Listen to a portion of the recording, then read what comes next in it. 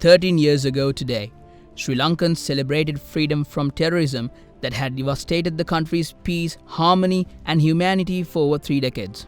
Prior to the victory, Velupillai Prabhakaran, leader of the LTTE who fought for a separate state in Sri Lanka, turned the entire country into one of violence and bloodshed, responsible for the deaths of thousands of innocent civilians. The country's civil war began in 1983 after a deadly ambush was created out on Sri Lankan Army Patrol 44 Bravo outside the town of Tirunelveli in Jaffna that killed 1 officer and 12 soldiers. From this moment onward, for a period of 3 decades, the damage caused by the LTTE is immeasurable. Further, the country also lost many key political figures, including former President Ranasinghe Premadasa and parliamentarians Gamini Disanayaka, Lalitha Tulathmudali, Ranjan Wijeratne and Lakshman Kadiragamar. However, it was during the 4th phase of the Elam War that the turning point came about.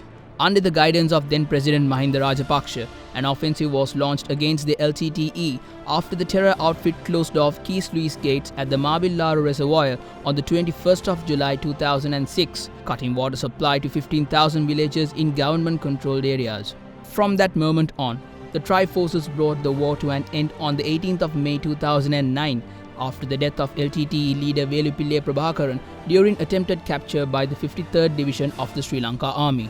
According to the Defence Ministry, 28,708 Tri-Force personnel, including commissioned officers and other rankers, sacrificed their lives to protect the country from the brutal LTTE and thousands more disabled.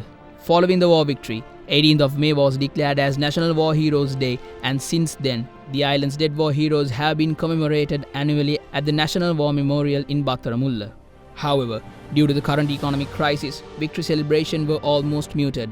Further, security was also high in the country following an Indian news report that cited an Indian intelligence source warning of a planned attack by former LTTE operatives today. In this backdrop, the security was seen beefed up in several areas of the country since last week. Meanwhile, President Gotabaya Rajapaksa in his War Heroes message said that we will not disregard policies targeting the safeguarding of the sovereignty and independence of the country despite the unexpected crisis situation. He also said that the war heroes ended the war and brought peace to the country through a humanitarian operation which had no hate, anger or revenge in it, and therefore there will be no room for racism or any other form of extremism in the motherland where peace was established. The head of state went on to say that there is no doubt that various local foreign groups and individuals are trying to use the economic and political crisis as a pretext to influence national security, which we must defeat it together, which will only then preserve the commitment of the courageous war heroes. Meanwhile, in his message on the National War Heroes Day, former Army Commander Field Marshal Sarath Fonseca explained what he expected for Sri Lanka at the end of the war. We express our gratitude for all those war heroes and the Sri Lankans who worked relentlessly towards that enormous victory. And the victory we achieved at that time paved the way for Sri Lanka to move forward and to ensure that we establish better future for our future generations. And that was the expectation of all of us who sacrificed for the sake of the motherland. Today, unfortunately, we see the country has ended up in a very sad situation, mainly due to the irresponsible behavior of the politicians in this country. We can see the people unitedly has come forward to fight against this corrupt system in the country. I always assure my blessings to them. I pray that this struggle by the people will end up in success. Also releasing statements today, the former chiefs of the Sri Lanka Air Force and Navy reminded the public of the importance of a collective effort in addressing the current situation, similar what was done during the conflict. This victory was possible because the 3 armed forces and everybody concerned worked as one team. I must specially thank the Sri Lanka Air Force for the excellent way in which they performed their duties. With minimum equipment that we had, we performed in an exceptional manner to play a very leading role to wipe out terrorism from this land.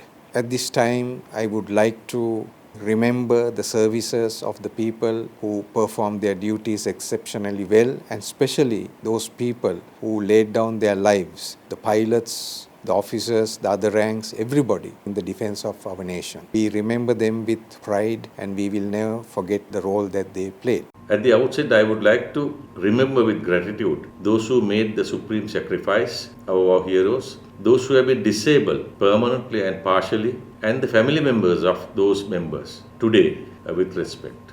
Also, I would like to mention we achieved this victory 13 years ago, working as a team, not only armed forces, but the entire country supported us. Similar challenge we are facing today. It's an economic challenge. I urge the entire population in the country to make a huge commitment to overcome this economic challenge and come out victorious, defeating these difficult times.